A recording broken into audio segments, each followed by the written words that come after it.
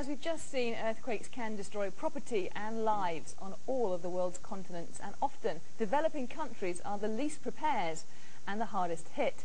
This next story is about a hard-working southern man who hopes he can help. He created a unique construction material. It's cheap, lightweight, energy efficient, impervious to mold, mildew and even fire. The only test he hadn't performed was how the material stood up to earthquakes. Hoot Haddock has spent more than 20 years and millions of his own dollars perfecting a unique construction system that might one day save lives. My name is Horace Hewlin Haddock. They call me Hoot. Some say it's because I didn't give a hoot, and some said I used to run around with a 6-gun like Hoot Gibson. His idea came when living in Alaska. He wanted an insulation material that could better withstand -40-degree winters, heavy snow loads and hurricane-force winds. The answer was Thermosave, a sandwich of 2 plywood sheets with a polystyrene foam center. A good example is the little white foam drinking cups. No matter whether you have ice or hot boiling coffee in it, it's still, you don't hardly feel it through the 1/16 of an inch. I mean, you think what 4 or 6 or 8 inches will do for you. This church, built entirely out of the panels, showed immediate energy savings. We've actually had to run the air conditioner several times in the wintertime because of the efficiency. And because the panels are lightweight and self-contained, there's no need for framing or drywalling. It's almost like erecting a giant Lego house. Fibre cement boards soon replaced the wood. That increased the strength of the panels, as you can see with this 3,400-pound pickup truck parked on a 6-inch panel. The design load on most areas, the major part of the United States, is 20 pounds per foot. Well, this was 160.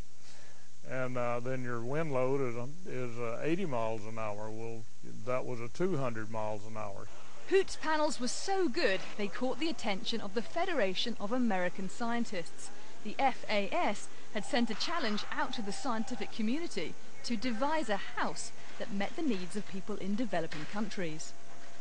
Namely cost, cultural acceptability, environmental safety, the use of no wood because wood is a very scarce product, and finally energy efficiency to make sure it's something where people can either stay warm or cold depending on the climate they're in with minimal use of burning fuel.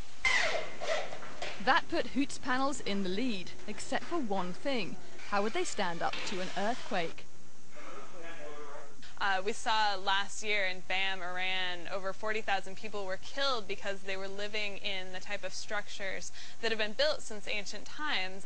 So Hoot agreed to come to Cincinnati and erect a 2-story Thermosave house on top of a seismic simulator or shake table. The seismic simulator here at Trintec is one of the largest in the country. It is a triaxial seismic simulator with a payload in excess of 15,000 pounds, that being the specimen weight. Hydraulic pumps power all 3 axes with 3,000 pounds per square inch of pressure. They move actuators underneath the shake table, both side to side and up. When started, it's as if the table is directly above the epicenter of an earthquake. It'll generate in excess of 30,000 pounds force, and what that means in terms of acceleration is raw accelerations approaching 8 Gs and broad spectral accelerations at 5% damping of 14 to 15 Gs. In layman's terms, those are very, very strong accelerations, well exceeding any earthquake we'd ever see on Earth. Once the house is built, Gary attaches accelerometers to key areas. Just like anything else with the earthquake, we're monitoring 3 axes. So we have an accelerometer for each of the horizontals and one for the vertical. With everything in place and a thumbs up from Gary to the control room, the first earthquake begins to rumble. After only 20 seconds, the house holds, and it's time to look at the data. That's what's happening up top. You got about 7.8 Gs, really. It amplified that much up there. It validates, I mean, right here, it validates your analysis. So, Yeah. What would you like to do? Now, I want to go higher. Normally, the tops of the screws that hold the panels in place pop off under these kinds of stress, but even with 50% more acceleration, the house is standing firm, to Gary's delight. that was a hoot. She got up to 1.1 G ZPA, peak acceleration. We're going boldly where no man has gone before. The third test goes even further. Look at that, 1.83 in the vertical. Hoot, that's incredible. Thank you. Even FAS's Rachel Jagoda was giving testimonials. I would sleep tight in that house. But Hoot isn't done yet. He wants to see it break. After 2 more shakes at increasing power, it's not the house that's at risk, but the table the house is standing on. They tell me that the most that they have ever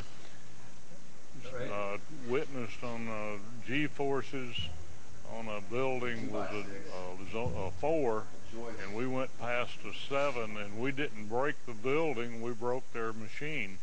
And that was our last test. This is the seal of approval that Hoot has been hoping for. The recent event off of Sumatra, you know, they talked about how that changed the shape of the Earth and slowed the rotation down by 2 microseconds or whatever it happens to be. These forces, if they had been in the Earth, are, you know, an order of magnitude above that. As a result, the FAS could be putting Hoot's homes into countries like Afghanistan or Iran within a year. We're also starting to explore the possibility of assisting with the reconstruction in the area in Southeast Asia that was hit by the tsunami. And so that may actually shift to our primary focus if Afghanistan isn't viable. That makes all the difference to Hoot. It's very rewarding. There's a saying that good things happen to those who wait as long as he works real hard while he waits.